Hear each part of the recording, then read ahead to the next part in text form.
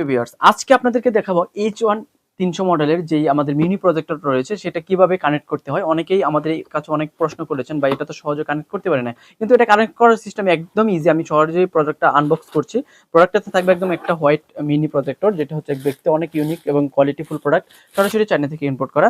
প্রোডাক্টটাতে কিন্তু একদম unique product এবং এই প্রোডাক্টের সাথে থাকবে কি থাকবে দেখেন, একটা বক্স থাকবেই, প্লাস হচ্ছে এখানে আরেকটা বক্সের মধ্যে থাকবে একটা রিমোট থাকবে, যেটাতে আপনি দুইটা পেন্সিল রিমোট ব্যাটারি ইউজ করে আপনি কাজ করতে পারবেন। সরাসরি চায়না থেকে আসে, কিন্তু এগুলোতে কোনো ব্যাটারি থাকে না, আপনার দোকান থেকে কিনে নিতে হবে। তারপরে থাকবে একটা ইউজার ম্যানুয়াল, সুন্দরভাবে দেখে ইউজার ম্যানুয়াল দেখে আপনি আপনার মতো করে কাজ করতে পারবেন, মানে সেটিংস করে নিতে পারবেন। তারপর আমি আপনাদেরকে সেটিংসটা দেখাই দিচ্ছি।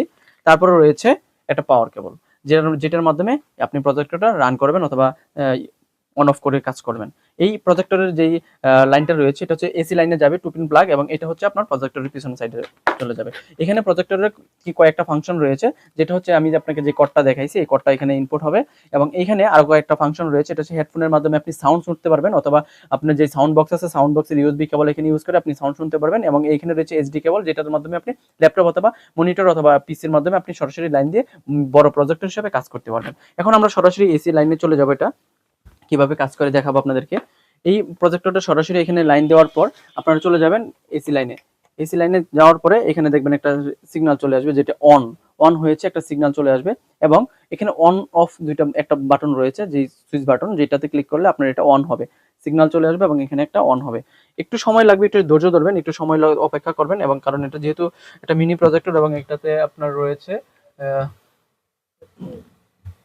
আমি আপনাদেরকে দেখাই, লাইট অফ করতে হবে, তাহলে আপনারা যে কোনো পর্দায় ইউজ করতে পারবেন অথবা সাদা বোর্ডেও ইউজ করতে পারবেন।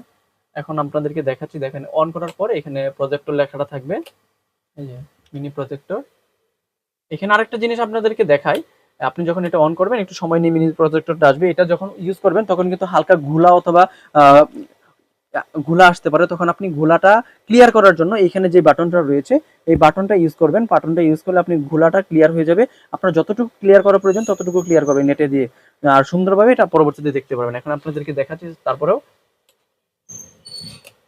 এই দেখেন, এখানে যখন আপনি এটা দেখবেন ক্লিয়ার আসবে কতটুকু এবং ঘোলা আসবে একদম। যখন আপনার এই যে স্ক্রিনটা দেখেন, যখন এই বড় স্ক্রিনটা আসবে তখন আপনি ঘোলা এবং ক্লিয়ার এটা করে সেটিং করে নিতে পারবেন। এখানে অনেক সেটিং রয়েছে, এখানে দেখেন যে হালকা গোলা দেখা যাচ্ছে, আপনি এখানে রোটেশন করলে আপনার এখানে ক্লিয়ার চলে আসবে। যতটুকু ক্লিয়ার করার প্রয়োজন ততটুকু ক্লিয়ার করে নেবেন। প্রথমে আপনাকে কি করতে হবে, এখানে নেটওয়ার্ক মানে ইন্টারনেট কানেক্ট করে নিতে হবে। স্ক্রিনে দেখেন আমি আপনাদেরকে দেখাচ্ছি, এখানে আপনি সেটিংসে গিয়ে সুন্দরভাবে আপনি আপনার মতো করে ইন্টারনেট কানেক্ট করে নেবেন। Network settings,